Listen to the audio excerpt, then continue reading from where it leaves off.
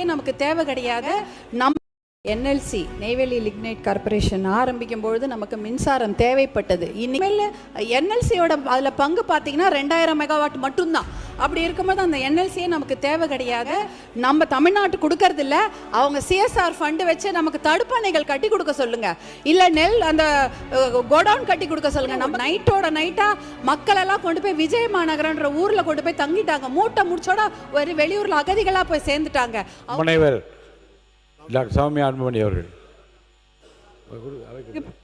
மாண்புமிகு பேரவைத் தலைவர் அவர்களே, என்எல்சி நெய்வேலி லிக்னைட் கார்பரேஷன் ஆரம்பிக்கும் பொழுது நமக்கு மின்சாரம் தேவைப்பட்டது. இன்னைக்கு பீக் சம்மரில் கூட தமிழ்நாட்டுடைய மின்சார தேவை 21,000 மெகாவாட் தான்.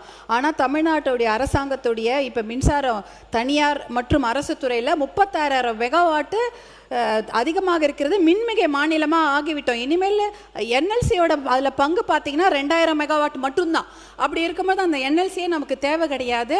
நீங்கள் மாண்புமிகு அமைச்சர் அவர்கள் சொன்னது போல் இந்த என்எல்சி 1300 கோடி கிட்ட அவங்களுடைய வருமானம் வருது. அந்த அவங்க சிஎஸ்ஆர் ஃபண்டெல்லாம் ஒரிசா, மத்திய பிரதேஷ், அந்த மாதிரி உத்தரப்பிரதேஷ் அங்கெல்லாம் தான் அவங்க அதை டெவலப் பண்ண வச்சுக்கிறாங்க.